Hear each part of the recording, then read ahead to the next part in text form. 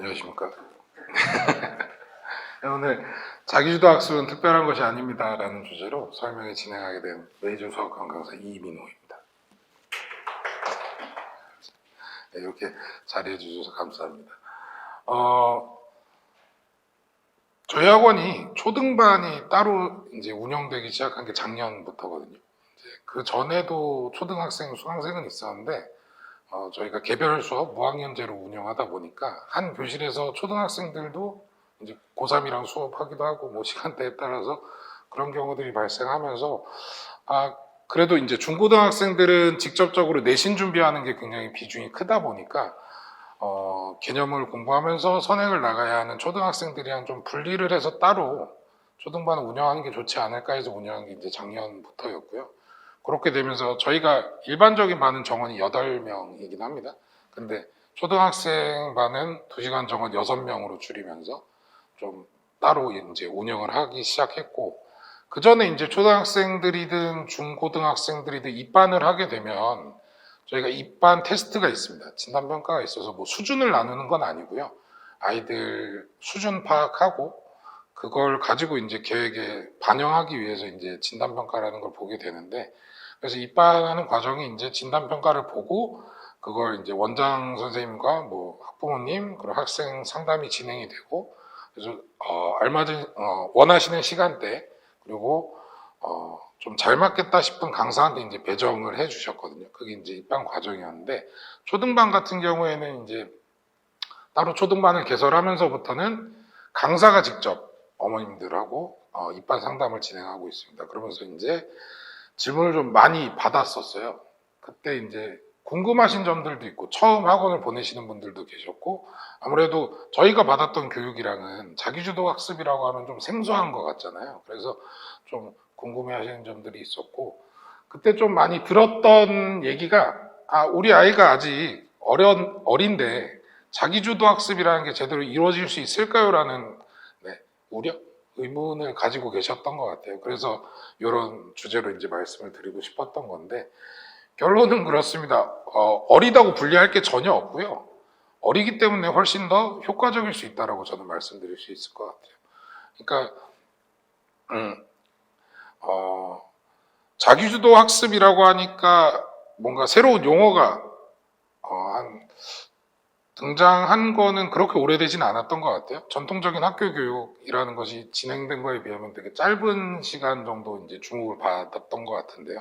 그러면서 용어에서 오는 생경함 때문인지 이게 굉장히 어려운 거다 이렇게 생각을 하시는 것 같은데, 사실 생각해보면 뭔가를 제대로 우리가 익히기 위해서 했던 방식 자체를 얘기하는 거였거든요.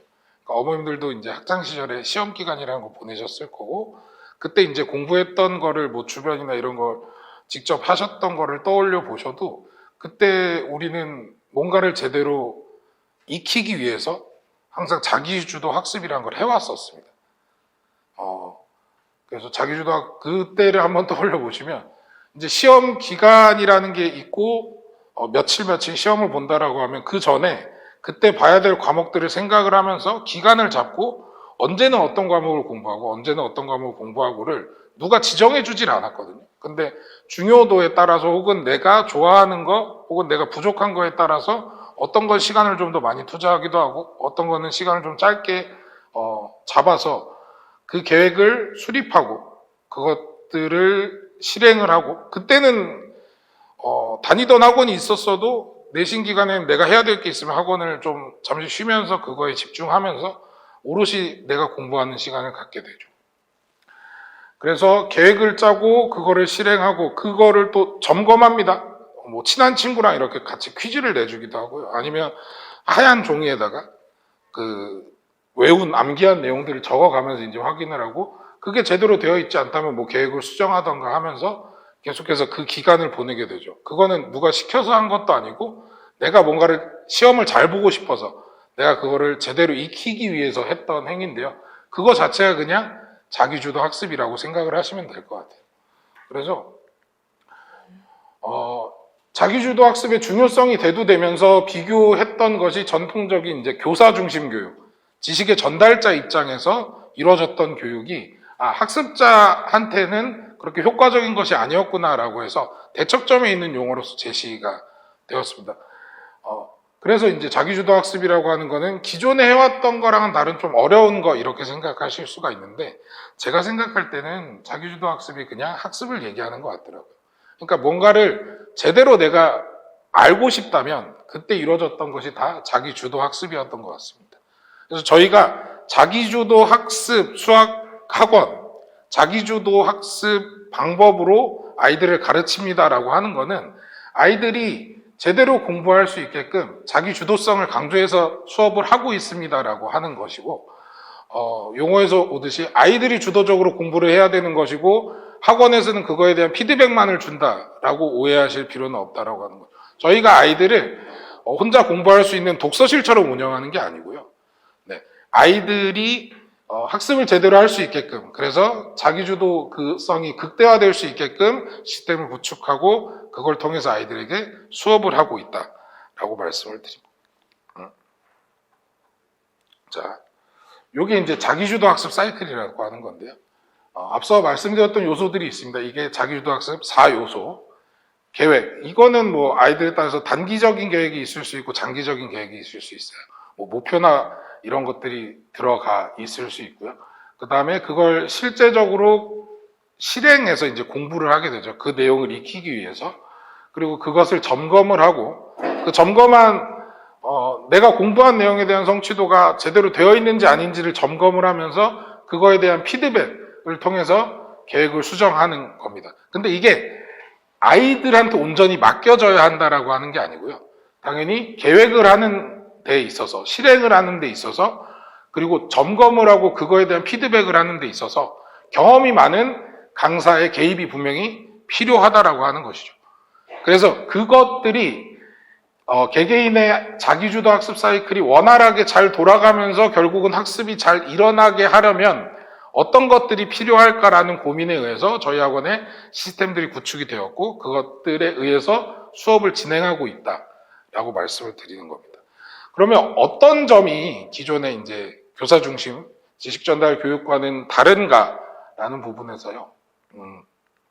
일단 실행 부분, 직접적으로 공부를 하는 부분에서 이제 말씀을 드리면, 강의실 교육은 이제 이런 강의실에서 지식을 전달하는 강사가 한 명 혹은 뭐 소수가 되겠죠.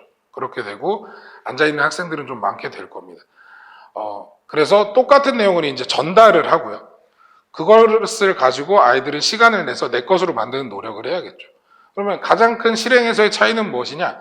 전달 부분에서 강사의 역할을 조금 줄여야 한다라고 생각을 했던 거고, 결국은 뭔가를 익힌다라고 하는데 중요한 것은 내가 그 전달된 지식을 내 것으로 만드는 작업이 훨씬 더 시간도 많이 들고 중요하다라고 생각을 해서 그 시간을 극대화할 수 있는 수업 방식으로 저희가 수업을 하고 있습니다. 그러면 강의식으로 이제 지식이 전달이 되더라도 자습 시간만 충분하면 자기주도 학습인 거 아닌가라고 생각하실 수도 있을 것 같은데요. 용어 자체가 자기주도 학습이고 뭔가 자습이라고 하는 것이 자기주도 학습의 줄임말이라고 생각하시는 분들도 좀 있는 것 같습니다. 근데 저는 전혀 그렇지 않다라고 생각을 하거든요. 뭐 야간 자습 같은 거에서 자습은 자율학습의 줄임말이었고요.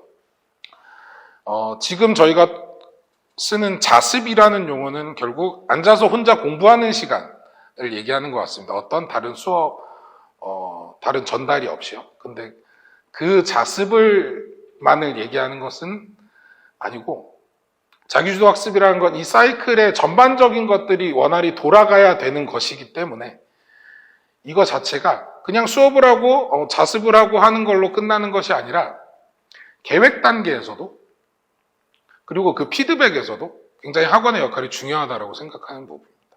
그러니까 조금 이해가 안 가는 부분은 무엇이었냐면, 저도 이제 강의식 학원에서 일을 했었고 그 부분이 좀 아이들에게 효과적이지 않을 수 있겠다라고 생각한 부분은 커리큘럼 자체를 어떤 아이들한테 가르쳐야 할지 하고 상정을 하고 몇 단계로 나누어서 이제 수업을 진행을 하죠.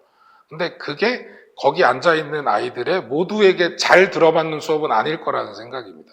그래서 그 계획 단계에서도 분명히 강의식 수업은 문제가 있을 수 있다고 생각을 하고요. 더 큰 문제는 이제 피드백 쪽에서 발생을 할 수 있다고 생각을 하는데요.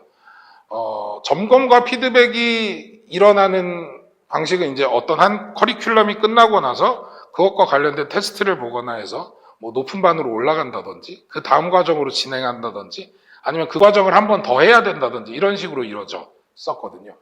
근데 그렇게 좀 뒤늦은 피드백이 아니라 자기주도 학습이 제대로 일어나기 위해서는 피드백이 즉각적이고 정확하게 일어나야 된다라고 생각을 합니다.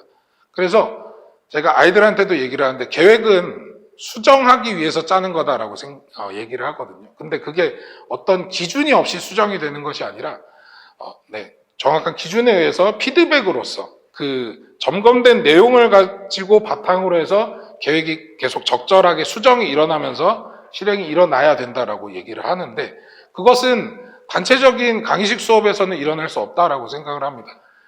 아이들이 어떤 내용을 학습할 때 강한 부분이 있고 약한 부분이 있거든요. 어떤 아이들은 수학을 공부할 때 함수에 관련된 단어가 있다면 선생님 저 함수는 도저히 안 되겠어요. 이렇게 얘기하는 아이들도 있고 또 제가 가르치는 아이들 중에서 외국에서 좀 살다 온 아이들 같은 경우에는 문장으로 되어 있는 문제를 파악하는 부분을 되게 힘들어하기도 합니다.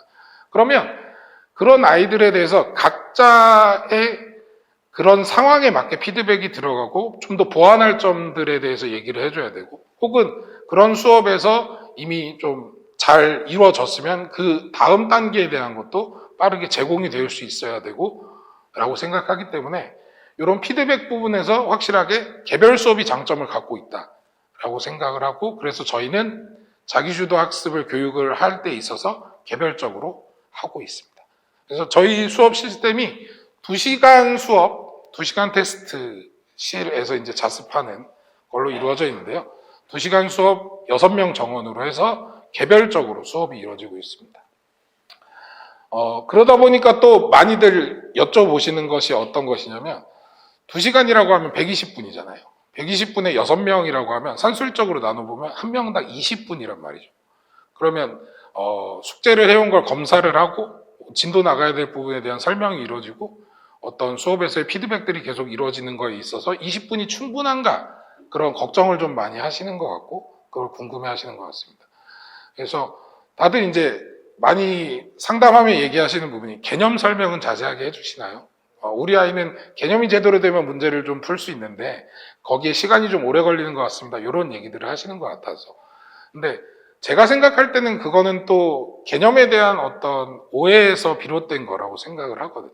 그래서 개념이 어떤 것인지를 간략하게 좀 말씀을 드리고자 합니다. 수학에서 얘기하는 개념은 교과서에 이렇게 나와 있습니다. 고등학교 교과서에 나오거든요. 이걸 정확하게 얘기해 주는 거. 수학에서 얘기하는 개념은 정확히 2가지입니다. 정의라는 것이 있고요. 정리라는 것이 있습니다. 정의는 용어의 뜻을 명확하게 정한 문장을 얘기하고요. 정리라고 하는 것은 그 용어의 기초에서 참임이 증명된 명제 중에 기본이 되는 것이나 다른 명제를 증명할 때 이용할 수 있는 것이라고 되어 있습니다. 뭐 익숙하지 않으실 수도 있을 것 같아 말씀을 드리면 결국은 다른 명제를 증명할 때 이용할 수 있는 이 정리라는 것이 아이들이 그 단원의 문제를 해결할 때 쓰이는 개념이라고 보는 것이죠. 그래서 수학에서 얘기하는 개념이라고 하는 것은 이걸 얘기합니다. 용어의 뜻, 그리고 그거에 의해서 발생된 성질들, 그걸 이용해서 문제를 해결할 수 있습니다라고 하는 거죠. 그게 교과서도 그렇고 모든 교재들도 이렇게 이루어져 있습니다. 이 양이 어느 정도인지 설명을 드리면요. 중학교 2학년에 이등변 삼각형이라는 내용이 나옵니다. 물론 이제 초등학교에는 도형을 배우든 어떤 계산을 배우든 아이들이 좀 직관적이고 경험적으로 배울 수 있게 하고요.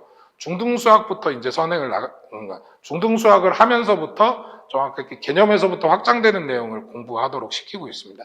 그래서 중학교 내용을 말씀을 드리면 이등변 삼각형이라고 하는 것은 두 변의 길이가 같은 삼각형이다. 이 문장이 정의입니다. 그래서 정의는 따로 설명을 하지 않습니다. 이거는 아이들이 암기해야 되는 부분입니다. 흔히들 이제 수학이 암기 과목이 아니라고 생각하시는 분들도 있고 아이들이 그거를 가지고 선생님 수학은 외우는 게 아닌데요 하면서 노력을 좀 덜 기울이려고 하는 것이 있는데 확실하게 용어의 뜻을 얘기하는 문장은 외워야 되는 부분이죠. 그리고 정리 같은 경우에도 아이들이 문장으로서 외우고 그걸 얘기할 수 있어야 된다고 생각을 합니다. 근데 암기 과목이 아닌 특성은 그런 문장을 얘기를 할 때 이해를 바탕으로 하지 않고 결과만을 기억을 한다면 그거를 사용할 수가 없게 되겠죠. 어쨌든 그래서 정의를 전달하는 데에는 이것이 정의야라고 정확하게 각인시키기만 하면 되는 거고, 정리라고 하는 걸 설명할 때는 이제 강사의 설명이 필요하겠죠. 그게 왜 그런지에 대해서. 근데 이등변 삼각형의 정리는 딱 두 가지입니다. 이등변 삼각형의 두 밑각의 크기는 같습니다가 첫 번째고요. 두 번째는 이등변 삼각형의 꼭지각의 이등분선은 밑변을 수직 이등분한다. 이게 두 번째입니다.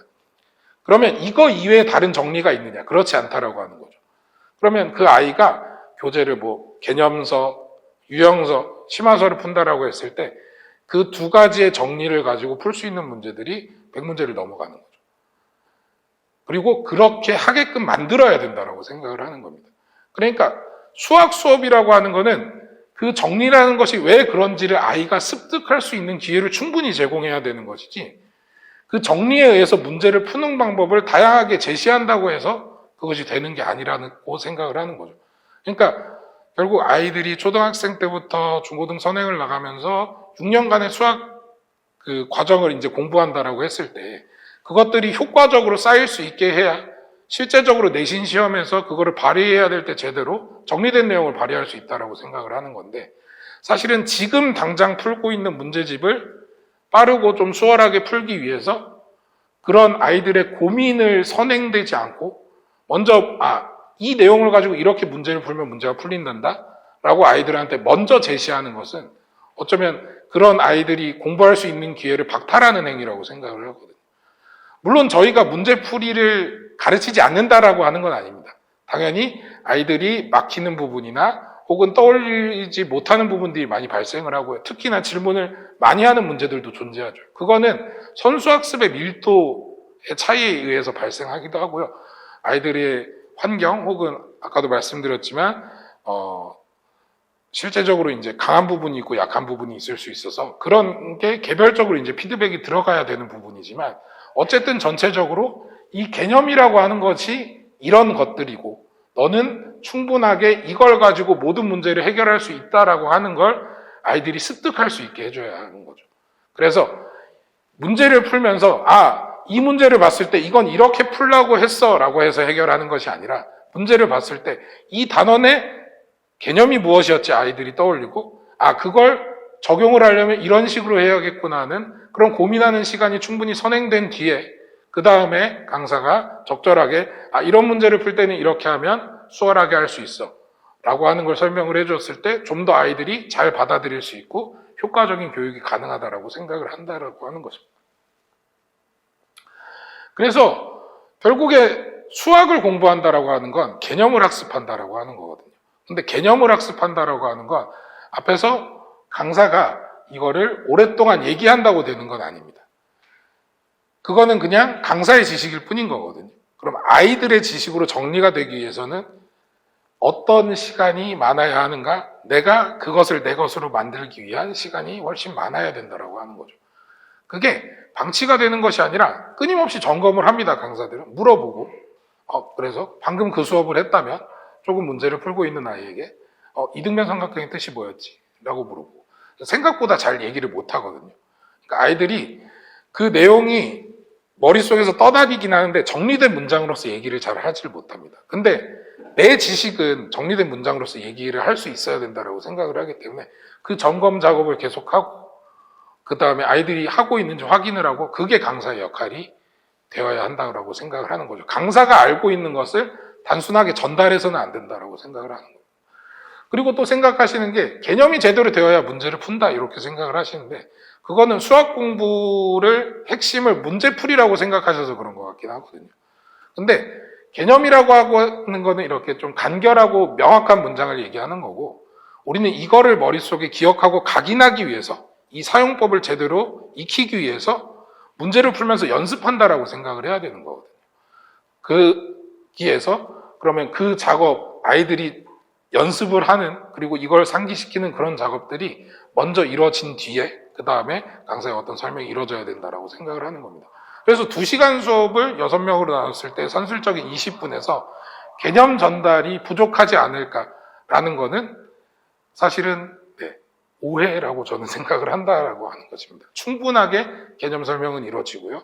오히려 그걸 핵심적이고 짧은 시간 안에 아이들한테 정확한 내용을 전달하기 위해서 강사들은 스터디, 교재 연구들을 하고 있습니다. 그리고 나머지 시간들을 통해서 아이들이 본인이 공부할 수 있는 시간을 좀 더 제공하고 있다고 하는 것입니다.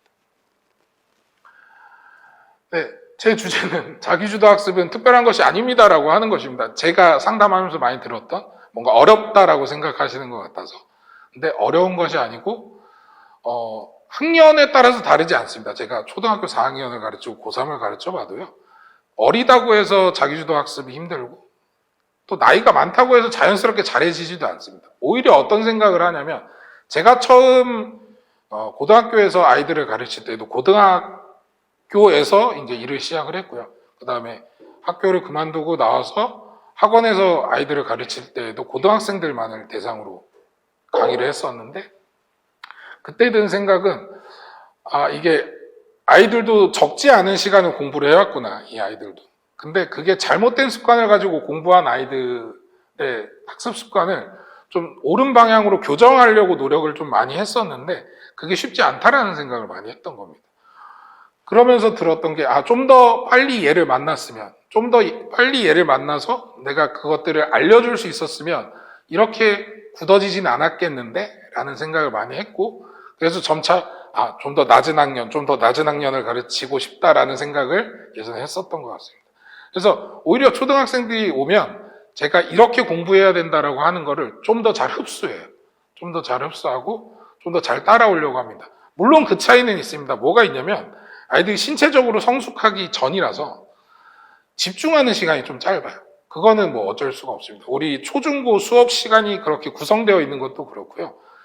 근데 그 집중하는 시간도 사실은 한 번에 집중할 수 있는 시간을 얘기하는 거거든요. 그래서 한 번에 집중할 수 있는 시간이 짧다. 그거는 있습니다. 초등학생들이. 그렇지만 아이들이 주도성이 떨어져서 아직 공부를 한 경험이 좀 적어서 자기주도 학습을 못하는 건 아니라는 것이죠. 오히려 어머님들이 우리 아이는 좀 더 공부가 습관이 되면 자기주도 학습을 시켜야 될 것 같아요 라고 말씀하시는 게 저는 좀 안타까웠던 것 같아요. 그냥 그 해야 하는 제대로 된 학습 자체가 그냥 자기주도 학습이고 저희는 그것들이 개별적으로 잘 돌아가게끔 수업을 하고 있으니까요.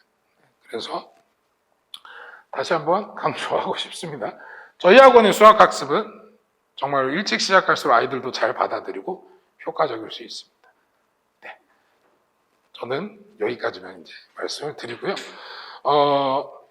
뒤에 이제 홍인철 원장님께서 저희 학원에 말씀드렸던 제가 자부하는 그런 시스템들이 어떻게 운영되고 있는지를 설명을 해 주실 거고 그거에 앞서서 영상 하나 좀 보도록 하겠습니다.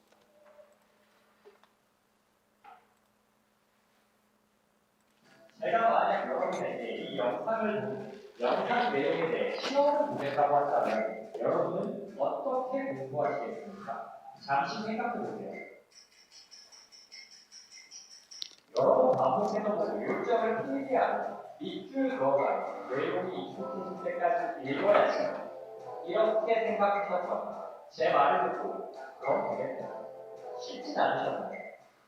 죄송하지만 50점 사라진 50점을 지금부터 찾아보도록 하겠습니다. 시작하면 더 적은 시간을 공부해도 더 많은 것을 기억하고 더 어려운 문제를 해결하는 사람이 있는가 하면 더 많은 시간을 쏟아부어도 기억을 못하고 쉬운 문제로 못 푸는 사람들도 있습니다. 많은 사람들이 이를 지능의 차이라고 말합니다. 지능의 차이는 분명 존재합니다.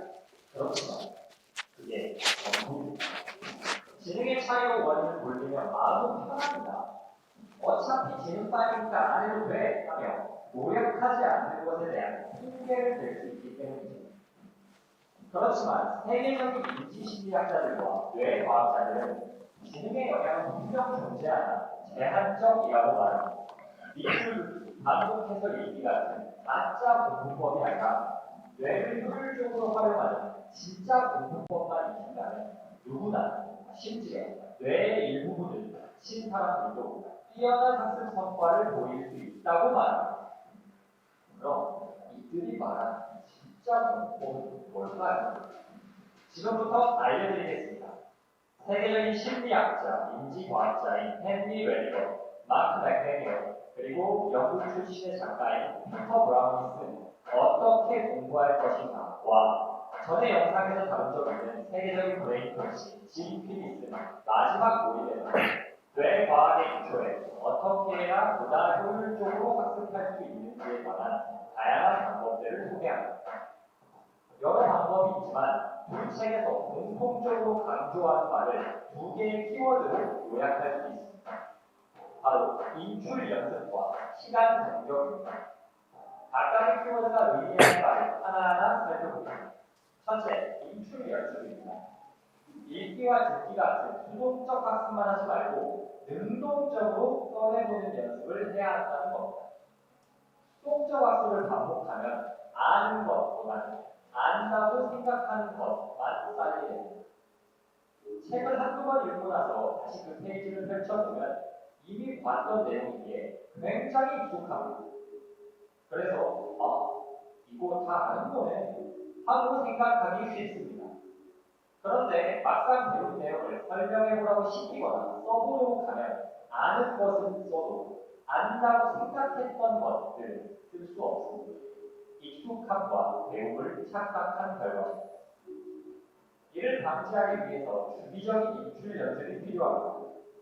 인출 연습은 다양한 방식으로 할 수 있는데 대표적으로 시험 보기가 있습니다. We deliberately confounded the number of study opportunities with the number of test opportunities. So there are either 0, 2, or 4 tests. What determines performance 2 days later is how many tests they have on the first day. Having 4 study trials and 4 tests is a whole lot better. More than twice as good have that scheduled than to simply have 8 study opportunities. Well, the simple interpretation is what you really need to practice to be able to retrieve something 2 days later. So you need to practice retrieving it.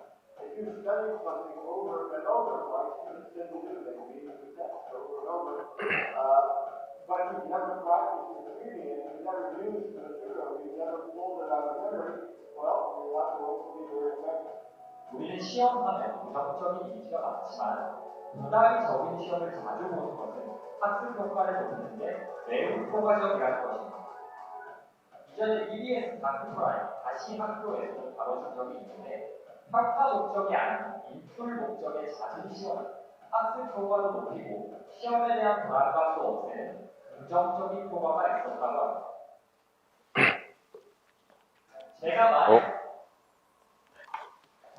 인사드리겠습니다. 메이저 수학학원의 전원장입니다. 안녕하세요. 네.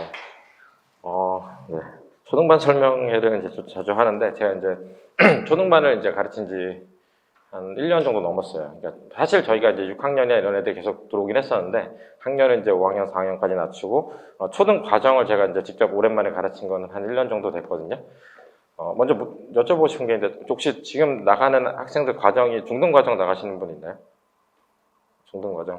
그러면 초등 과정 얘기를 중등 과정 다 배우고 있나요? 그러면 뒤에서 초등에 있는 거 연산이나 이런 얘기를 좀 스킵하고 중등 얘기를 좀 많이 드리는 게 좋을 것 같긴 하네요. 그죠? 네. 그러니까 제가 이 영상을 틀어드린 이유가 뭐냐면, 저희 학원이 사실은 초등부터 해가지고 제일 많이 제가 중요점을 두는 게 테스트거든요. 테스트 보기 애들이 되게 싫어하잖아요. 그죠? 그래서 테스트가 되게 웃긴 게, 뭐 중고등학생들 싫어서 억지로 하는 것도 있지만, 아까 저기 그 이민호 선생님이 말씀드린 대로, 어릴 때 왔을 때 초등 때 이게 당연하다고 생각해서 테스트를 보면, 습관적으로 테스트를 매일 보거든요. 이 테스트가 되게 중요한 게 뭐냐면, 뒤에서 말씀드리지만, 그거보다 말씀드리면, 이제 초등 거를 했잖아요. 그죠? 초등의 연산을 다 했어요. 그죠? 중등 거를 하시잖아요. 그죠? 중등 거를 아마 처음에 하면 이제 여기서 배우는 거는 보통 중등의 뭐 셀이나 개념원리 이제 이렇게 나가잖아요. 그죠? 그래서 아마 초등이랑 달리 좀 어려운 문제를 만나면 애들이 힘들어 하죠. 아닌가요? 다 잘 하나요? 그러니까 이게 제가 가르쳐 보니까 예전에는 제가 이제 1-1 가면 애들이 문자식이랑 1차 방정식, 1차 방정식 활용을 되게 힘들어 했네.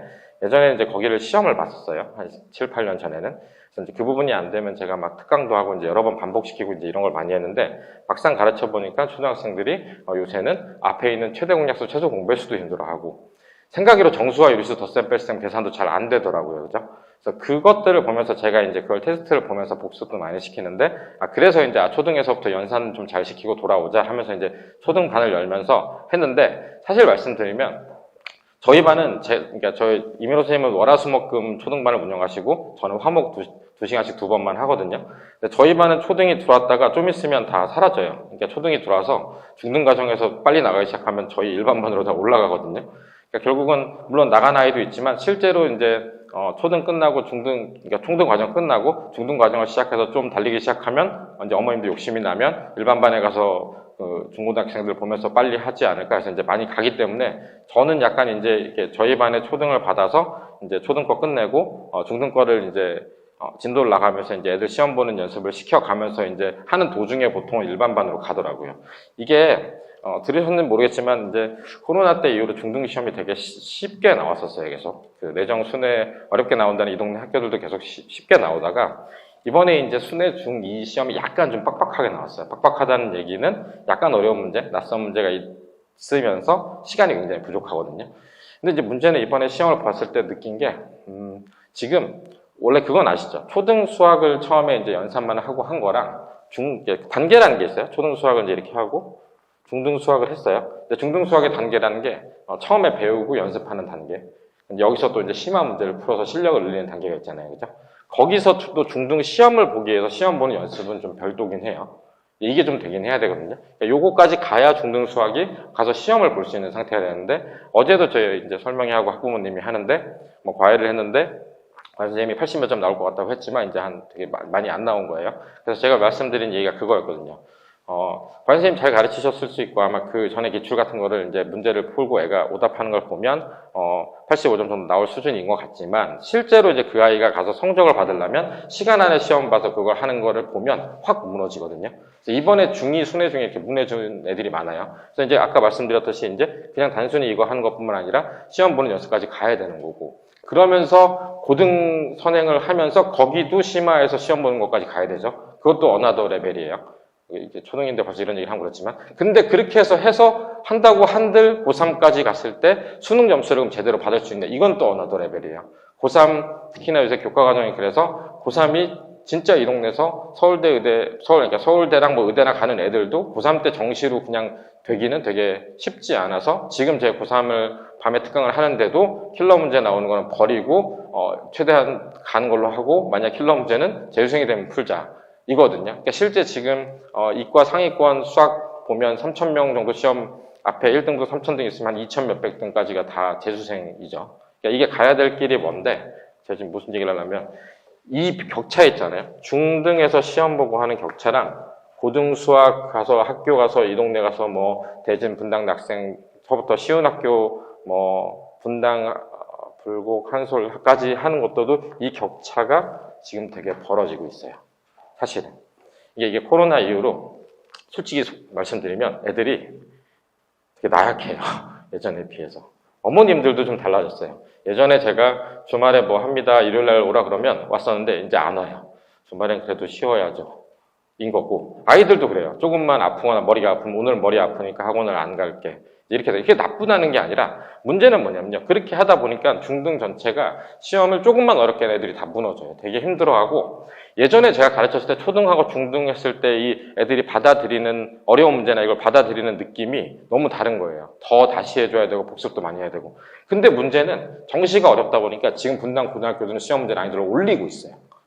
나머지 쉬운 학교들도. 그러니까 이 간격이 너무 큰 거예요. 그래서 고1 첫 시험을 보면 너무 충격들을 많이 받아요. 대부분이.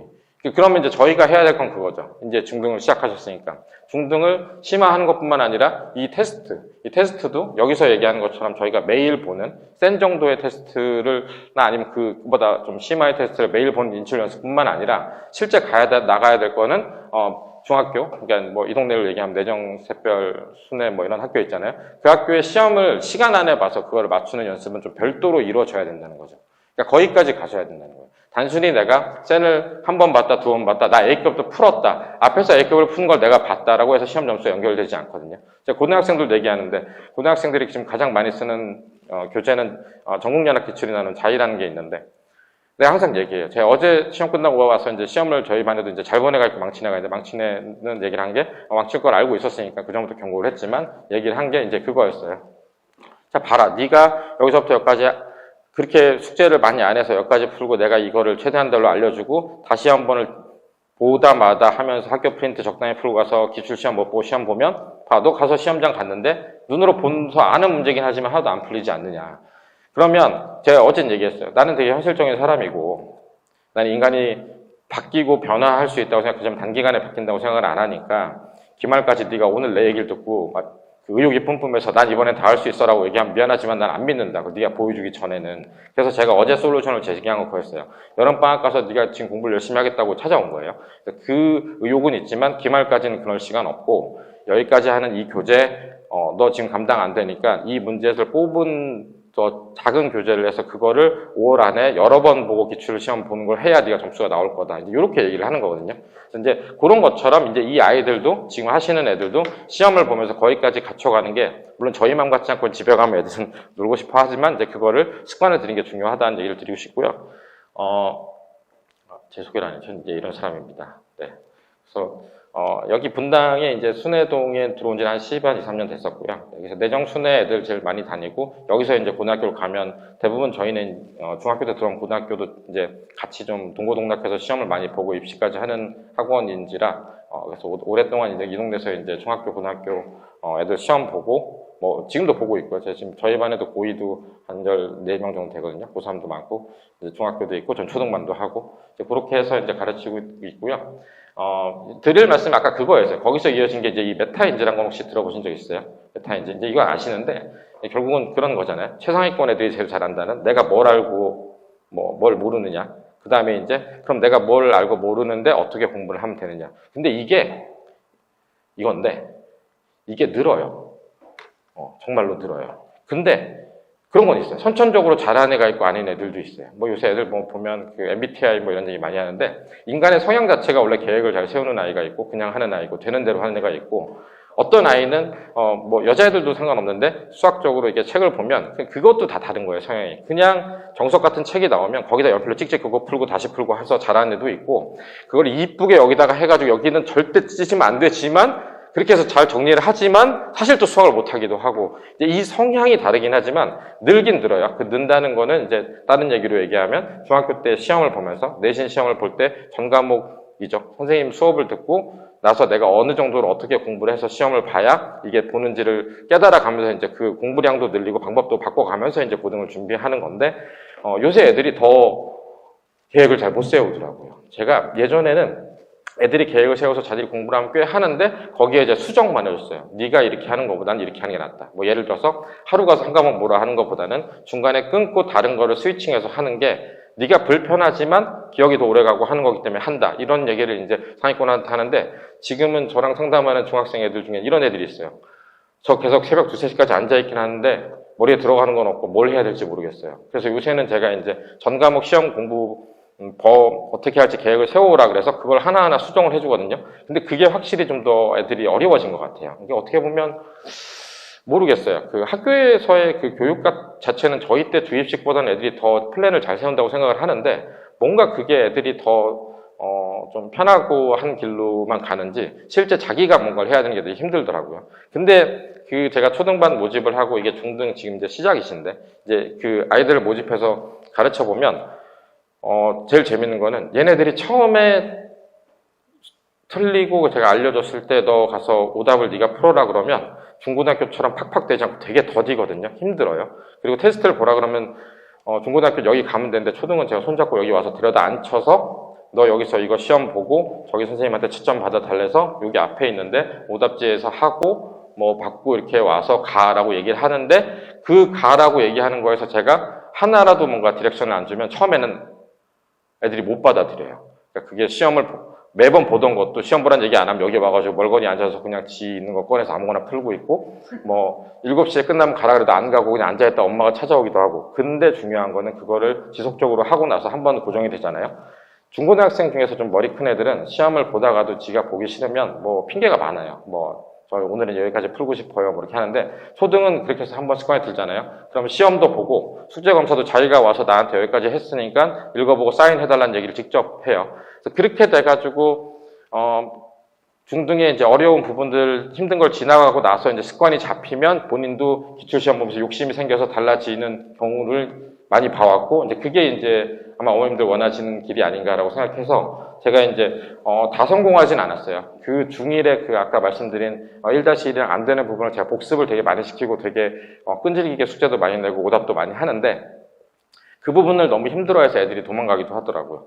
예전에는 시험을 진짜 못 봐서 다른 데로 다시 한번 볼 거야 이런 게 많았는데, 사실 제가 가르치면서 애가 중간에 막 너무 힘들다고 도망가는 경우는 많이 없었거든요. 근데 요새는 좀 그런 경우가 있어요. 근데 이제 그렇게 안 하고 그걸 어쨌든 조금 느는 거를 잘 조정해서 늘어서 하는 애들은 결국은 중학교 1학년 1학기는 되게 많이 해야 되긴 하지만, 그런 걸 지나고 나면 뒤에 수월하게 나가서 중등 과정을 마치고 그 다음에 이제 기출을 보는 거죠. 저희 반 애들 같은 경우 그래서 개념원리랑 중등 같은 경우 센을 한 다음에, 센을 처음에 C를 못 풀는 경우도 있거든요. 센 C를 다 풀 수 있는데, 그래서 보통은 어떻게 하냐면 한 번에 풀 수 있는 데는 풀어요. 개념원리랑 센 하면서 B단계를 나가고, 중등 같은 경우 말씀드린 거 중등 과정 할 때, 그리고 돌아와서는 센 B단계, C단계를 같이 풀면서 시험은 계속 그 센에 있는 걸로 테스트를 계속 봐요.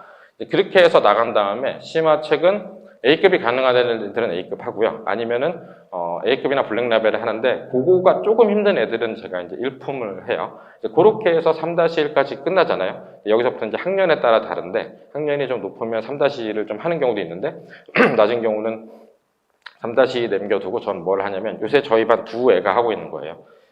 예전에 1-1 시험 보던 게 2015년, 16년 있잖아요. 거기서부터 기출 있는 거를 숙제로 한 5개씩 봐서 계속 앞에서부터 봐요. 숙제를 뭐 기출 5개, 7개 이렇게 내서 시간 내내. 그럼 처음 되게 많이 틀리거든요. 많이 틀리면 다시 하고, 그 단원을 모르는 게 있으면 돌아가서 다시 센을 복습하고, 요렇게 해서 1-1부터 3-1까지 복습이 끝나면, 그러면 저는 고등수학에 좀 쉬운 책을 나가요. 초등학생이든 중학생이든. 그러면서 중등권을 복습을 시키면서 기출도 계속 보고, 요 선순환을 그리기 위해서 하는 거거든요. 그래서 근데 그런 인지에서 이제 이 메타인지가 그게 도움이 되는데, 이 자기주도 수학이라는 게 사실은 아까 저기 말씀드렸지만 아이들 계획도 세우는 것도 하지만, 제일 중요한 거는 사실은 자기 손으로 직접 풀고 있는 거예요. 그게 이제 힘든다는 거고. 그러니까 이게 강의식에서 앞에서 얘기하면 자기 아는 거 있으면 잠깐 딴짓도 할 수 있고, 몰라도 딴짓을 할 수 있죠. 그냥 놀 수도 있는데, 사실은 이제 숙제나 이런 것도 문제를 뽑아서 풀어주고, 각자 전체적인 모르는 걸 푸는데, 저희는 그냥 앉아서 계속 다 본인 스스로 풀게 하잖아요. 그래서 어떻게 보면 되게 지겹고 힘든 과정이고, 이거를 뭘 하나씩 되게 힘들어하는 애들이 많더라고요. 요새는 특히나. 옛날엔 그랬는데. 근데 결국은 이제 그거를 자기 손으로 풀어야 자기가 여기를 알게 되고 점수가 나오고, 실제 되게 웃긴 거는 진짜 잘하고 여러 번 풀어도 까먹어요. 제가 이번에 중앙고 1등급 1학년 나올 만한 게 점수 받은 여자애가 있거든요. 되게 잘해요. 그래서 그냥 이 나라에 있는 모든 문제를 다 풀었다고 생각하시면 돼요. 제가 옛날 심화 교재 맞는 것부터. 그런 아이가 있을 수 있잖아요. 그죠? 그 아이가 이제 중앙고에 있는 애들 모이는 데 가려고 하는데, 거기 문제 주는 것도 제가 다 커버 되니까 이제 했는데, 제가 드리고 싶은 말씀은 뭐냐면, 잘 봤어요, 시험을. 근데 그 아이도 그렇게 반복을 많이 하고 실력 분석 자기를 다 풀었던 아이도 그 시험 전에 계속 기출 시험 볼 때 질문을 하면, 야, 이거 네가 되게 많이 풀었던 거고 아는 건데도 계속 까먹고 틀려요. 그러니까 제 얘기는 이 반복의 횟수가, 내일 제가 설명할 때 말씀드릴 건데, 고승덕 변호사 그 예전에 저 했을 때 그 10번씩 반복하는, 전 그걸 믿거든요. 저도 수학을 잘하게 된 이유가 대치동에서 계속 많은 실력 분석의 반복과 중등 시험을 반복을 했듯이, 지금 현재로 생각하면 그 중등 과정 나가잖아요. 만약에 중등 과정을 나가는데 너무 힘든 부분이 있어요. 제일 좋은 거는 그 하는 센 B단계 있죠. 센 B단계를 무한 반복하는 게 제일 좋아요. 사실은 지겨워하니까 센 말고 RPM도 하기도 하고 그 비슷한 거 많잖아요. 그죠? 그런 걸 시키는데, 사실은 센을 다시 풀리고 하는 게 제일 좋아요. 너무 지겨워하면 다음 진도를 나가면서 여기를 숙제로 복습을 하더라도. 그러면 생각해도 애들이 처음엔 자기가 반타작을 했던 아이가 다시 풀고 해서 10개를 틀리고 5개를 틀리고 반복을 해서 거기가 외워지잖아요. 그러면 본인도 어떻게 보면 좀 내가 이렇게 해서 이걸 풀면 알게 됐고 자신감을 갖기도 하고, 그렇게 해서 만약에 습관이 돼서 저랑 합이 잘 맞는 아이는 나중에 좀 자기가 이번에 풀 때 잘 그러니까 숙제를 다 하긴 했지만 뭔가 그런 경우 있잖아요. 내가 뭘 풀었는지 모르겠고 막 풀었다는 느낌이 오면 저한테 다시 알려달라고 그래요. 설명도 다시 해달라고 그러고 다시 풀어보겠다고. 이게 제일 좋은 케이스라고 생각하는데, 근데 이제 너무 지겨워하니까 그런 거지만, 사실은 그 센 B단계, 중등 같은 경우도 사실 내정순에 아무리 어려워도 센 C 정도까지만 정확하게 풀 수 있으면 사실 시험 문제 지장 없거든요. 그러니까 사실은 A급 전 좋아하긴 하는데, 센 BC만 한 10번씩만 풀고 가도 사실 충분한데 10번이 쉽지가 않죠. 쟤는 10번까지는 요새 안 바라고 뭐 3번이든 5번이든 그래서 그런 반복이 중요하다는 말씀을 드리고 싶고 저희가 그래서 이게 자기주도 수학이 되게 불편한 수학이고 불편한 공부법이죠. 근데 불편한 공부법이 아까도 봤지만 기억이 오래가요. 기억이 오래가는 게 되게 중요하더라고요. 상위권조차 그래요. 최상위권도 애들이 정말로 어려운 문제 잘 풀고 안다고 하는 애들도 어느 순간 엉뚱하게 야 이건 이거잖아 얘기하면 아 맞다 이런 경우가 많거든요.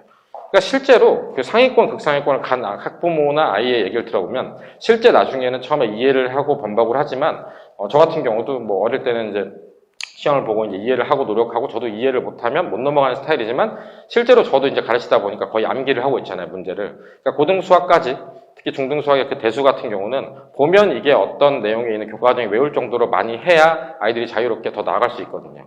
그래서 뭐 아까 사실 초등에 뭐 양측이랑 딴 얘기 들으려고 했는데 만약 중등 걸 이미 하신다니까. 그래서 그런 불편한 학습이 어쨌든 자기 스스로 풀어야 되는 거고 두 번째가 계속 제가 강조하는 게 테스트를 꼭 보시라는 얘기를 드리고 싶은 거예요. 이 테스트가 어떤 의미가 있냐면 그런 의미도 있어요. 아이들이 센을 풀면 센 보신 적 있으시죠? 예, 이게 유형 1 그러면 여기에 이제 대표 문제 하나 있고 중간치 하나 있고 상문제 이렇게 하나 있어요. 그죠? 뭐 어떤 아이들은 뭐 제가 대표 유형만 따로 풀어주고 다시 풀리는 아이도 있고 바로 풀면 풀리는 아이도 있어요. 근데 이제 애들이 그런 게 있어요. 여기 이제 팁이 써 있어요. 그죠? 이걸 안 보실 거란 생각은 안 하시죠? 이거를 상위권인 뭐든 다 봐요. 이게 딱 봤는데 안 보이면 여기부터 눈이 가요. 아 이게 여기다 대입하면 되는구나. 대입을 해서 나와요. 그래. 이건 안 나오네. 그럼 이제 별표 치고 이렇게 푸는 경우가 많거든요. 물론 그것도 여러 번 풀리고 알려주고 그 다음에 반복을 하면 애들은 나아져요. 나아지는데 테스트는 이런 게 없죠. 쭉 섞여 있죠. 그래서 테스트는 생각을 할 수밖에 없고 아까 이제 이거 풀 때도 이거 자주 보고 한 애가 있고 아닌 애가 있겠죠. 테스트 점수가 달라요. 그 아이는 다시 복습을 시키고 테스트를 여러 번 봐서 그걸 어쨌든 각인을 시키고 알려주고 이해를 해서 맞춰야 되는 거잖아요. 그죠? 그래서 그런 작업들을 하는데 테스트가 일단 첫 번째가 제일 좋고요.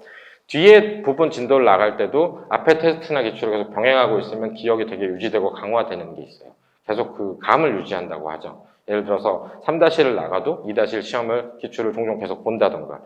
네. 그리고 이제 제일 중요한 거 저희는 사실은 가서 시간 안에 시험 봐야 되잖아요. 그죠? 이 시험 보는 연습 안 하면 고등 같은 경우는 시험 보는 연습을 극단적으로 시키거든요. 진짜 다 5분씩 줄여서 하는데 특히 분당 지역의 고등학교 시험은 저 같은 사람이 모든 걸 다 알고 있는 상태에서 풀 줄 아는 상태에서 계산이 한치 어긋남 없이 주르륵 처음부터 끝까지 풀어야 100점 나올까 말까 해요. 낙종되는. 그 얘기인즉슨 중등 시험을 가서 엄마 나 시간이 좀 빡빡한 것 같으니 큰일 나는 거예요. 사실은. 솔직히 말씀드리면. 이게 근데 그러려면 속도가 어떻게 빨라지느냐? 두 가지. 자기 손으로 꾸준히 많이 풀고 시간 안에 보는 연습 많이 하고 그 다음에 이제 더 나아가 고등은 제가 따로 시험 볼 때 팁을 주죠. 그러니까 처음에 앞에 네가 하다 그날 말린 거를 계속 다시 풀고 있으면 망하기 때문에 가장 45분 동안 보면 가장 작은 성공이죠. 앞에 한 10분 동안에 중등도 마찬가지예요. 자기가 본 거를 가장 되게 쉽고 정확하게 문제를 딱 봤을 때 이게 미지수 이렇게 써고 하면 내가 옛날에 풀어봤는데 나 간단히 풀 수 있는 거. 그래서 그렇게 자기가 풀 수 있는 걸 해가지고 몇 개 답을 내야지 초장 시험 보는 10분 안에 그게 돼야지 아이들이 당황을 하지 않아요. 이 시험 볼만하다. 그래야 그 뒤로 자기가 어렵거나 풀다 보면 나올 걸 봐도 풀리거든요. 근데 그걸 아니고 처음에 갔을 때 안 풀리는 거예요. 특히 제일 위험한 게 어제 풀어서 아는 문제인데 안 나왔을 때. 이게 사람이 그날따라 2 곱하기 3이 8일 때가 있어요. 8인 거는 그날 밤까지 가거든요. 그럼 이제 풀었다 안 나오잖아요. 다시 풀면 안 나오고. 이러면 이제 무의식 저편에서 이제 오는 거죠. 아, 이번 생은 망했구나. 라고 얘기하면서 뒷부분을 봤더니 딱 봐둔 문제가 야 이건 어려운 건데 이러면 갑자기 그때부터는 애들이 당황을 하거든요. 이번에도 그런 게 없어요. 남자애 하나가 되게 중3 때 늦게 와가지고 센을 하고 숙제도 안 잡혔는데 뭐 그래서 학원을 나갈까 말까 하다 제가 어쨌든 더 많이 시킨 거 하는데 어느 순간 이제 그걸 하면서 자기가 학교에서 애들도 알려주고 하니까 신이 난 거예요. 되는구나 해서 방학 때 9to6라고 또 하고 해서 결국 중앙고를 가서 이번에 마지막 3월에 갈 때는 본인이 진짜로 필 받아서 수학 때문에 다른 과목 공부하게 돼서 정말로 막 공부를 잘해서 잘 보려고 했는데 이게 막 100점도 맞는 거예요. 다른 과목도. 근데 전날 왔는데 의욕이 너무 튼튼한 거예요. 엄마한테도 자기는 이제 너무 잘 볼 것 같다는 얘기를 하는 거죠. 그래서 제가 그때 얘기한 게 그거였어요. 저 이제 시험 전에 고등학생들 계속 시험 볼 때 연습하거든요. 처음에 와서 간단하게 문제 분석되는 거 풀고 풀다 보면 나올 것 같은 거 제끼고 시간 오는 거 제끼고 어려운 거 제끼고 다 가서 한번 초벌로 풀고 돌아와서 풀면 보인다. 집착하지 마라. 제일 중요한 게 네가 이제 공부를 잘하겠다고 생각해서 덤볐는데 그게 계획이 턱 어긋나면 인생은 골로 가는 거다라는 얘기를 듣고 갔는데 걔는 그걸 안 듣고 갔으면 진짜 골로 갈 뻔했어요. 앞에가 안 풀렸는데 그래서 6문제를 다 넘어가서 하고 났더니 앞에서 5문제가 풀리더래요. 그래서 지금 점수를 잘 받았거든요. 1등급 후나 2 왔다 갔다 해요. 본인은 뭐 여기 더 컴프했는지 뭐 못 봤다고 얘기를 하시면 제가 볼 때는 잘 본 거거든요. 중앙고에서. 그러니까 그런 시험 갔을 때 하는 연습을 중등부터 하고 저희랑 계속 조율해서 한 애들이 그나마 가서 그게 안 당하고 시험을 볼 수 있더라고요. 물론 그냥 원래 잘하지 않고 잘하는 아이도 있냐? 있어요. 어디 가나 해서 잘하는 아이도 있고 그 다음에 시험도 사실은 그런 큰일이 생기지 않으면 그냥 풀리면 잘 보기도 해요. 그러니까 제가 얘기하는 거는 어떠한 시험이 어렵게 나오든 쉽게 나오든 잘 보는 방법. 잘 보는 게 아니라 자기 실력껏 보는 거. 이런 걸 가지고 계속 연습을 해서 하는 건데 아이들은 싫어하죠. 시험 보는 걸. 그래서 그거를 저희가 요런 대형 강의실에 요거랑 요거 조금 더 작은 게 2개가 있거든요. 여기서 저희가 이제 계속 시험을 보게 하고 저는 이제 아까 그래서 말씀드렸듯이 중등에서 목표는 처음에 알고 복습을 시켜서 센 정도가 어느 정도 시험 봤을 때 나오고 난 다음에 고등 넘어가기 전에 점검을 해서 기출시험 점검하고 넘어가는 이제 보통 이제 그런 프로세스를 거친다는 말씀을 드리고 싶고요. 테스트 얘기를 계속 드렸어요. 이건 논문에서 나온 거예요. 결국은 이제 실수를 통해서 400배 효과인데 사실 말씀드리면 여기서 매일 시험 보는 게 틀렸다고 400배까지는 아니에요. 제가 볼 때. 그건 그냥 일상이죠. 오늘 시험 어땠어? 그럼 엄마한테도 얘기해요. 3개 틀렸는데 나쁘지 않았어.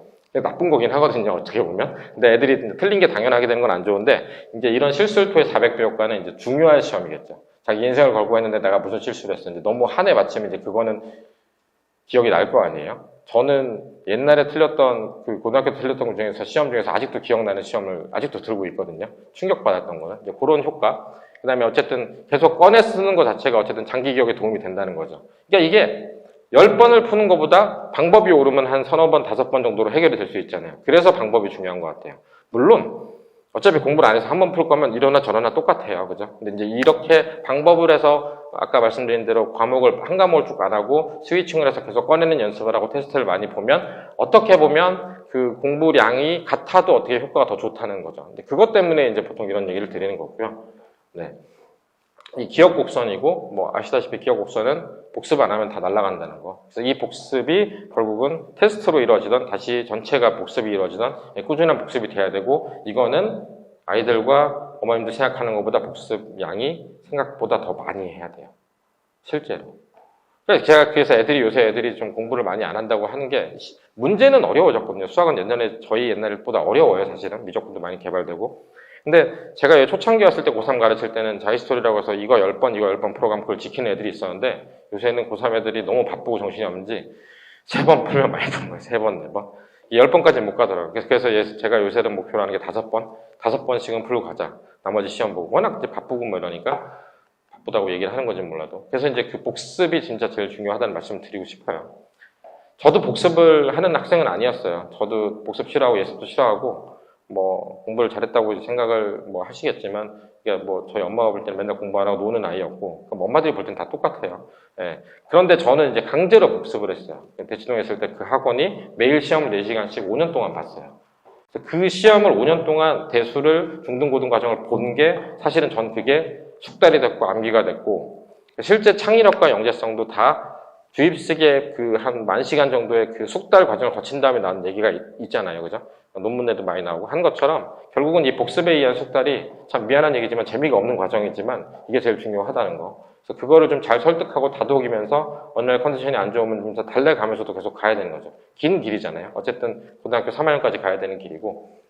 그래서 아까 말씀드렸듯이 어쨌든 스스로 풀고 테스트 보고 복습하고 이게 아마 저는 제일 메인이라고 생각합니다. 그래서 그거를 주안점으로 저희 학원에 이제 시키려고 노력을 하고 아까 말씀하셨듯이 학년에 났을 때 습관을 바꾸는 성공 확률이 더 크다는 거죠. 고등 때 와서 하면 제가 드릴 말씀이 없어요. 예를 들어서 저한테 이번에 중간고사 전에도 한 3주 전, 2주 전에 급하게 연락 와서 저희 반 들어온 고2 애들도 있고 고1 애들 있는데 그 아이들은 오면 그거밖에 없어요. 지금까지 뭐 했니? 니네가 시험 이렇지? 그럼 이거 하자. 제가 쓸 수 있는 카드가 별로 없어요. 그거 하고 이제 5월에 돌아오면 너 기말까지는 얼마나 돼 있니? 그럼 그거 하면 이거 하고 그러면 2학기 때 하는 건 여름방학 때 시간 늘려서 해보자. 이렇게 될 수밖에 없거든요. 근데 어쨌든 초등, 중등쯤 저학년 때 오면 어쨌든 그거를 중간에 사춘기가 오지 않느라 실행을 할 수 있으니까. 사춘기가 와서 이제 도망 다니기 시작하면 이제 아까 말씀드렸던 어머님과 저의 이제 계획은 다 틀어지고 이 아이가 돌아오기만을 바라게 돼요. 언젠간 정신을 차리겠지. 점점 더 멀어져 가고 있구나라는 거를 본인도 알고 어머님도 알고 저도 알지만 답답하죠. 예. 그래서 사춘기가 세게 오는 경우도 있고 안 오는 경우도 있는데 예전에 중2보다는 요새는 6학년 말에서 중1에 오더라고요. 애들이 좀 빨라요. 그래서 심지어는 제 친구 딸 같은 경우는 5학년인데 자기 입으로 난 자기 사춘기니까 건들지 말라고 뭐 그런 경우도 있더라고요. 요새는. 그래서 그 사춘기가 와서 아예 근데 사춘기가 온다고 그 어릴 때 동기부여가 됐던 애들이 그 공부에 대한 욕심이 없는 건 아니거든요. 그냥 노는 게 좋고 친구들이 있긴 하지만 약간 멀찍이 떨어져서 내가 옛날에 하던 걸 잃어가는 걸 알고 있지만 불편하게 있는 거거든요. 그래서 그거를 어쨌든 이제 붙잡아서 나중에 돌아올 때 너무 멀리 돌아오면 다시 새 출발을 시키는 방법도 있지만 이제 그거를 이제 어쨌든 붙잡고 시키는 거죠. 그러면 어쨌든 간에 이제 그래도 학원 가서 이제 죄책감 때문에 공부를 하고 숙제를 어느 정도는 하는데 그럼 느려지긴 해요. 그럼 이제 그동안 했던 걸 까먹기도 하는데 그거는 이제 그거를 가지고 이제 어머님과 제가 이제 해결해야 될 문제라고 생각을 하고요. 네. 이게 이제 초등 얘기라서 이건 넘어갈게요. 어쨌든 초등 얘기가 근데 초등학생이긴 하니까 말씀드리면 초등 문제를 90점 이거는 너무 가벼이 보지 마세요. 그러니까 초등은 다 맞는 게 원래 정상이에요, 사실은. 90점이면 나쁘지 않잖아가 아니긴 해요, 사실은. 이렇기도 하고요, 실제. 그 90점씩 받는 연산이 여러 번 있으면 이렇게 떨어지기도 하고, 더 중요한 거는 틀리는 게 당연하게 되고, 틀리는 거를 별거 아니라고 생각하는 순간 점수가 잘 나오는 건 되게 힘들어요. 그러니까 하나 틀리는 걸 너무 아까워하고 막 우는 아이들이 결국은 많이 올라가거든요. 그래서 그거를 어머님도 많이 시키는 것도 중요한데 그거는 차차 늘어갈 문제고 결국은 어떤 거를 봤을 때도 많이 안 틀리게 하는 게 그게 제일 중요해요. 나는 문제를 보면 안 틀리도록 노력하는 복습을 시켜서라도 다 맞고 지나가는 게 되게 중요한 이유인 것 같고요. 이건 제가 이제 나이 들어 꼰대가 돼서 이제 바른 걸 강조하기 시작했죠. 그래서 이렇게 턱을 개고 있거나 이제 이런 거를 얘기를 하는 거고요. 턱 개고 있다 보면 좀 있으면 엎드려 자요. 그건 아시죠? 애들은 얘기하죠. 턱 개우다 풀고 있어. 잘하고 있어라고 얘기하는데, 전 안 된다고 얘기해요. 근데 문제는 이거는 학원에서 저는 가능한데 어머님들은 불가능하죠. 애들이 말을 안 들으니까. 어머님들은 이제 턱을 개고서라도 숙제를 하는 게 고마울 수도 있어서, 하는데 저는 어쨌든 그 바르게 앉아서 하는 걸 되게 강조하고, 여기 자습실도 벽에 책상을 완전히 붙이지 않아요. 붙이면 기대거든요.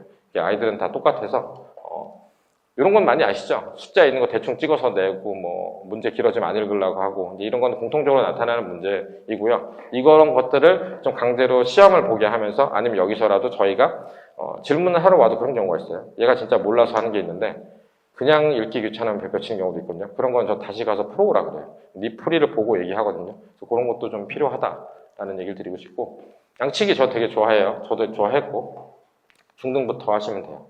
초등 지나가셨으니까 더 이상 얘기를 안 드리는데 초등 양치기는 그냥 연산 정확하게 하는 게 중요하고요. 중등은 양치기가 어느 정도 필요해요. 센을 여러 번 본다던가. 양치기가 중등 대수, 고등 대수 필요하고요. 중등의 기하는 기하의 양치기가 어느 정도 필요한 이유는 그거예요. 중등에서 기하에 어렵게 나오는 문제를 하나하나 꼼꼼히 하는 게 다 기억에 남아서 고등 수학에 나오는 건 아니에요. 고등수학에 분명히 고등수학의 그 미적분이랑 수투의 그 도형이랑 나올 때 분명히 중3에 나왔던 피타고라스 원 닮음 많이 쓰이는데 그 원 피타고라스 닮음에 아주 중등의 희한한 문제가 나오는 게 아니라 그 도형 미적분을 푸는 와중에 이걸 닮음을 쓰는 게 보여야 되고 피타고라스 쓰면 되는구나를 알아야 되는데 그거는 어려운 문제를 많이 풀었다는 게 보다도 센 정도를 숫자를 많이 해야 기억에 남아 있어요. 이게 기억에 남는 게 되게 쉽지 않은 게 어제도 어떤 어머님이 대치동에서 기하만을 들어야 될까요? 하는데 저는 센을 차라리 풀 수 있다면 안 푼다면 강제적으로 해야 되지만 하는 게 고3에 되게 극상위권 애들 가르쳐도 야 이거는 여기서 닮음으로 풀면 편하잖아 얘기하면 애들은 이렇게 반응해요. 아 맞다 닮음이 있었지. 그러니까 얘네들도 쉽지 않아. 그렇게 많이 숙달을 한 애들도. 그래서 그 정도 내용 자체가 아주 어려운 이상한 것보다는 기본적인 게 습득의 기하는 돼야 된다. 대수는 중 1-1부터 해가지고 고등수학 상하까지. 지금 중등 가시니까 아시겠지만 나중에 있잖아요. 뭐 수원수는 뒷문제지만 고등수학 상을 보면 처음에 다항식의 연산부터 나머지 정리 인수분해 한 다음에 그다음 복소수 배우고 그다음에 1차 방정식, 2차 방정식, 그다음에 이제 여러 가지 방정식 이랑 이제 2차 함수랑 2차 방정식, 그 다음에 부등식, 1차 부등식 여기까지거든요. 제가 얘기한 게 지금 거의 순서예요. 센과 정석에. 여기까지를 진짜 많이 하셔야 돼요.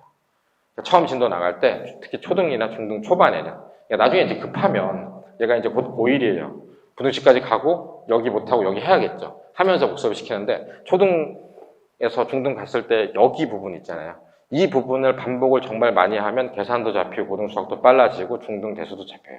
여기가 제일 중요해요. 물론 더 나아가서 하의 뭐 함수보다는 하의 함수보다는 저희 중3 때 나왔던 2차 방정식, 2차 함수가 아까 그 단원에 있어요. 여러 가지 방정식도 있잖아요. 그 방정식과 부등식 단원이 있잖아요. 고등상에. 도형의 방정식이라고 하는 원방 전에. 그 부분을 반복을 진짜 많이 해서 아이가 그 다양한 유형을 숙지하도록 하는 게 어쨌든 이 대수를 성립해서 나중에 수원에 가서 수원 내용을 가지고 뒤에 문제 푸는 것도 고등수학이 필요하다는 게 다 그 부분이에요. 거기를 많이 하죠. 그 부분. 거기를 잡는 게 제일 중요한데 거기를 하기 위해선 중 1-1, 2-1, 3-1의 대수가 돼야 되는 거죠. 이렇게 잡아서 올라가신다고 생각하시면 돼요. 그래서 진짜로 2차 방정식까지, 그러니까 2차 부등식까지 해서 거기만 잘 잡혀 있으면 뒤에는 아이가 의욕만 있으면 수원이랑 하는 건 되게 수월하게 해요. 어떻게 보면. 그리고 그거를 잘 안 돼 있는데 거기를 수원수를 억지로 했던 애들 어차피 까먹어서 나중에 다 다시 한다는 거죠. 그래서 그거가 목표, 중등에서 한다고 생각을 하시면 되고요. 너무 길어지죠? 속도 느린 거는 정확도로 하면서 하는데 정확하게 풀 때 숙제량을 늘리고 시험 보는 연습 많이 하고 빨라져요. 시험 보는 건 타이트하게 시간 안에. 왜냐면 집에서 풀면 하염없이 풀거든요, 편하게. 그래서 시험 많이 보고 숙제량 늘려가면 대신에 정확하게 하면 속도는 빨라져요. 속도는 빨라져야 돼요. 중등 시험 볼 때 시간이 남지 않으면 위험해요. 대수 볼 때. 도형은 남을 거예요, 어차피. 진짜 어려운 거 좀 버릴 테니까. 근데 그런 건 있죠. 엄마, 난 풀 줄 아는 게 없어서 시간이 너무 남았어. 이거 말고. 다 풀라고 했는데 시간이 이제 부족한 경우. 이제 그게 문제라고 생각하고요. 네. 어쨌든 반드시 복습을 좀 많이 하길 부탁드려요. 단원마다 달라요. 아실 것 같은데. 어떤 단어는 수월하게 가는데 어떤 단어는 되게 힘들어하면 얘가 갑자기 공부를 안 한다고 생각하지 마시고 그 단어는 되게 어려울 수 있어요. 거기는 다시 알려주고 복습을 시키는 게 맞아요. 그러니까 단원마다 들어가서 공부 배우거나 숙달해야 되는 양이 달라요. 그거는 제가 따로 설명을 많이 하는데, 그러니까 뭐 예를 들어서 1-1의 문자하시랑 방정식 힘들어해요, 그죠? 그래서 그런 것들을 많이 아셔서 복습을 많이 해서 어쨌든 좀 잡고 가셔야 된다는 거예요. 예. 그게 더 빨리 가는 길이에요. 저 빨리 가는 거 되게 좋아하고 진도 나가면 쭉쭉쭉쭉 숙제 빼는데 멈춰야 될 땐 멈춰요. 그 부분은 해야 되니까. 네. 예. 이게 제일 중요하고, 그러니까 극상위권은 그 고등학교에서도 제일 중요한 거는 안 틀리는 게 제일 중요해요. 뭐 중앙이랑 대진이 문제가 어렵게 나왔다고 해도 70% 문제는 쉬워요. 거기서 실수하면 앞에 어려운 거 많이 풀어도 아무 소용없어요. 안 틀리는 게 더 중요하다는 거. 네. 물론 그런 건 있어요. 시험 문제가 어렵고 시간이 부족하면 안 틀릴 것도 틀려요. 근데 그게 테스트 같은 거 연습을 많이 해야 되는 이유기도 하고요. 멘탈 자체는 타고나는 거고 아이의 성향에 달려있지만 어쨌든 간에 연습을 많이 하면 너무 긴장을 하더라도 어쨌든 손이 풀거든요. 그래서 그런 게 정말 좀 아이들한테 잔인하지만 정말 지겹게 토할 것 같이 반복을 해야 그나마 가서 점수가 나온다는 거. 그래서 그 경험을 한 애들이 상위권이 돼요. 진짜 이렇게, 왜냐면 그렇게 경험해서 잘 본 애들은 다음번 시험에 거기까지 안 되면 되게 불안해요. 내가 못 볼 걸 알거든요. 그래서 그런 거가 가야 되는 거고요. 중학 넘어갔으니까 넘어갈게요. 연산도 잘 하셨죠? 애들? 네. 연산 잘 안 되면 혹시 1-1 하고 계시는 분 있나요? 아이들? 1-1을 하면 거기 정수효율에서 덧셈, 뺄셈, 곱셈, 나눗셈이 있잖아요. 그 부분 안 돼 있으면 뒷부분 하시면서도 셈을 계속 복습을 여러 번 시키시면 돼요. 1-1 하고 있는데 이제 와서 뭐 기적의 연산법이니 센 연산이 옛날 초등학교 거 돌아가실 필요는 없고요. 그 정수와 요리에서 덧셈, 뺄셈이 셈도 있고 거기를 힘들어하면 연습책이 많아요. 거기를 좀 뒤에 걸 하면서도 꾸준히 반복시키던지 아니면 거기에 대한 테스트 있는 거를 계속 꾸준히 해서 이 애들이 이양하고 나누고 하는 게 생각으로 되게 힘들어 하거든요. 그래서 거기를 좀 잡아주는 게 필요해요. 그걸 잡으면서 가야 뒤에 문자와 식이나 해서 미지수 X를 잡았을 때도 돌아가거든요. 그래서 그거를 되게 지루하고 힘들고 하시더라도 어머니들이 좀 인내해야 돼요. 거기를 잘 잡으면 2-1에 뭐 앞에 유리수와 순환수 빼고 뒤에는 되게 편하게 가거든요. 1차 방정식은. 그래서 거기 좀 많이 하시고 뒷부분은 또 이따 저한테 물으시면 저희 이제 초등은 노트 안 하는데 이게 노트에 저희 다 작성하게 하거든요. 이 이유가 노트가 어쨌든 노트에서 작성하게 해야 애들이 제대로 풀었는지도 보일 뿐더러요. 그리고 이 습관을 들여놔야 나중에 뭐 서술형이든 뭐든 이게 되긴 하거든요. 그래서 좀 억지로 저희는 노트에 식도 풀리고 도형도 그리게 한다는 거. 도형 그리게 하는 이유는 간단해요. 고등수학에 가서 도형 문제가 나오면 말로 돼 있고 그걸 그릴 줄 알아야 되는데 중학교 때 도형 있잖아요. 그리는 연습 안 하고 셀에 있는 거 찍찍찍찍 풀다 가면 못 그려요. 그래서 그것 때문에 연습을 좀 하시면 좋다는 얘기를 드리고 싶고요. 테스트 얘기 다 드렸어요. 심화는 결국은 이거는 그 얘기예요. 그러니까 곧 중등 가서 심화해라 이런 얘기 들으려고 그랬는데 어차피 중등 하시니까 뭐 심화하셔야 돼요. 그걸 말씀드리면 뭐 길어지지만 간단하게 말씀드리면 간단하지 않아서 죄송하긴 한데 어려운 문제 푸는 습관이 안 되는 아이들이 있어요. 초등과 풀다가 와서. 그러니까 이제 그게 애들이 효능감이 좀 떨어져요. 되게 옛날에 초등학교 때 풀거나 쉬운 걸 풀면 1시간에 뭐 30문제 훅 풀고 채점하고 틀렸으면 하고 다 놀러 가고 이게 어려운 문제를 풀기 시작하면 졸려요. 애들은 일단 어려운 문제 풀면 졸리고 자기 자체에 대한 자존감도 떨어지고 그 다음에 공부를 한 것 같지도 않은데 시간만 가고 그거를 하는 거를 습관을 좀 중등 거 갈 때 필요해요. 이게 뭐 집에서 시간을 들여서 할 수 있으면 제일 좋은데 안 되면 저는 이제 추천하는 게 애들한테도 어려운 거 푸는 거는 수업 시간에 같이 하자. 쉬운 거는 복습은 네가 해라. 그래서 이제 어려운 거를 오랜 시간 동안 해서 안 되면 제가 알려주고 다시 그거를 풀어서 어쨌든 자기 소화하는 게 되게 오래 걸리고 반복을 더 여러 번 하고 나면 실제 시험 가서 본인이 맞추는 경험까지 여기까지를 하고 나면 애들이 어려운 걸 푸는 걸 거부감이 없거든요. 그게 초등 것만 하다가 중등 넘어왔을 때 가장 큰 문제가 그 어려운 걸 풀기 싫어하는 거. 이제 그거랑 아까 테스트 안 보려는 거 좀 보게 하고 그게 제일 중요한 것 같고요. 네. 초등은 목표가 그랬어요, 원래. 연산만 잘하자. 연산만 잘하고 오면 중등 수학은 저희 원래 하던 대로 가르칩니다. 그러니까 오늘 사실 얘기 드리려는 건데 어차피 중등 거 하시니까 그러니까 초등은 전 요것만 해요, 사실은. 요것만 하고 가서 중등은부터 심화도 하거든요. 심화가 센이 되면 뒤에 하는 것들은. 그래서 초등반인데 사실 그래요. 들어오시면 사실 그렇거든요. 초등 수학 하던 애들은 저희가 입반 테스트 안 보고 그냥 바로 봤거든요. 중등을 만약 하시면 중등 만약 1-1 처음 나가셨으면 그냥 바로 들어와도 되는데 만약 1-1 나갔으면 저희가 시험을 좀 보기를 권해드리긴 해요. 왜냐하면 저희가 가르쳐 보다 보면 이 아이가 뭘 모르고 얼마나 숙제내야 되고 하는 걸 아는데 테스트를 보고 저희랑 상담을 하셔야 제가 첫날부터 뭘 할지를 알잖아요. 그래서 그리고 사실은 이제 6학년이고 만약에 중등과정 나가면 저희 뭐 일반반에 들어가셔도 괜찮으니까 뭐 초등반을 굳이 안 가셨는데 초등반의 장점은 사람이 별로 없어서 제가 해줄 건 되게 많아요. 그래서 이제 저희 반에 지금 초등반에 이따가 일반반 넘어가고 이제 또 넘어가래가 돼서 이제 지금 아까 말씀드렸던 2-2- 기출 마지막 하면서 고등수학 나가기 직전인 여자아이가 있거든요, 6학년이. 근데 그 아이가 일반반에 안 가고 싶어 하는 게 그때는 사람이 별로 없잖아요. 그래서 자기가 뭐 얘기하면 되게 더 많이 해줄 수 있다고 생각해서 하는 경우도 있고 어떤 경우는 그 초등반만 있다가 중고등반의 그 약간 분위기 좀 초등반이랑 달리 좀 살벌한 그거를 분위기를 느껴서 공부를 하려고 해서 그 반을 가는 경우도 있고 그래서 그런 선택을 이제 많이 한다는 거고요. 그래서 초등반은 6명이고 딱 이 아이들만 받아요. 그래서 저는 화목 4시에 6시고 자리가 있어요.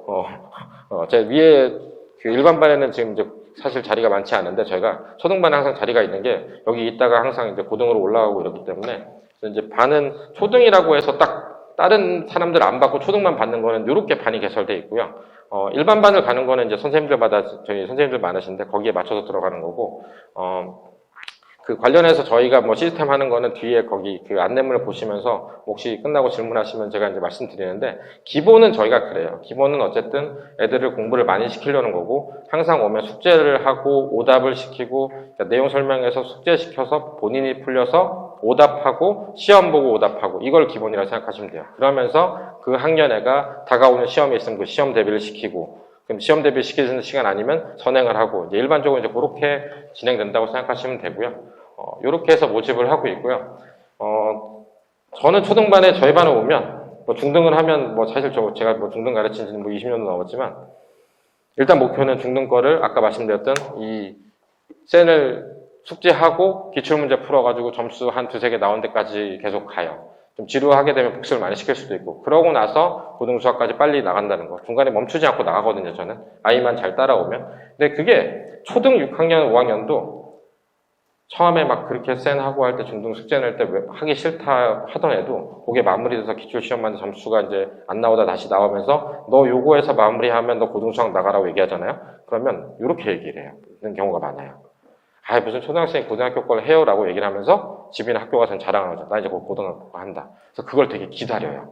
그래서 그게 또 동기부여가 되기도 한다는 거. 그래서 그거를 좀 생각해 보시면 좋을 것 같아요. 초등 같은 경우는 저희가 시험을 안 보기 때문에 월간 보고서라고 한 달 끝나면 그날 수업한 거지 이 한 줄 한 줄이 매일 문자로 나가는 거거든요. 그거 모아서 보내드리면서 저희가 이제 이번 달 학습 계획 세운 거, 그 다음에 그게 어떻게 됐는지, 뭐 제가 얘가 이 단원을 좀 힘들어 해가지고 거길 복습을 많이 시켰었는데 다음 달에는 여기가 목표입니다. 뭐 이런 협의를 드리겠습니다. 이러고 한 거를 한 달마다 한 번씩 초등은 보내드려요. 저희가 이제 이런 거를 뭐 오답 페이퍼나 보내드린 거 다 많은데 초등 같은 경우는 특별히 이걸 따로 보내드린다는 거, 중1까지. 그리고 중2 넘어서부터 이제 평소 때는 안 보내고, 왜냐하면 평소 때는 학기 중에 내신 하느라 바쁘니까. 그리고 이제 방학 때만 저희가 로드맵을 짜가지고 이제 하고요. 방학 때는 아직 6학년이면 적응이 안 되지만 저희 9 to 6 하거든요. 아침 9시부터 6시까지 월화수목금. 그거 하는 때 애들이 가장 많이 성장해요. 그래서 그런 것도 좀 고려해 보시면 좋을 것 같고요. 마지막으로 그냥 하나 말씀드릴게요. 다 얘기 드린 건데, 이 중고등학교 수학 간격이 되게 크기 때문에 일단은 첫 번째 목표는 중등 수학 기출 있는 거 적응시키시면서 중등 끝내는 걸 목표로 하시면 좋을 것 같고요. 그 뒤로 고등 것도 아까 말씀드렸던 기출 있는 것까지 가야 되는 목표가 중2, 중3에서 있다. 그래서 중3 같은 경우는 본인이 갈 학교 자체에 대한 거를 비단 수학뿐만 아니라 전체 내신 할 거나 이런 걸 준비하는 기간이 되면 좋겠다는 거고요. 그거는 이제 아이가 성장하고 하는 거에 따라서 중간중간 계속 계획을 바꿔가야 될 거라고 생각합니다. 네.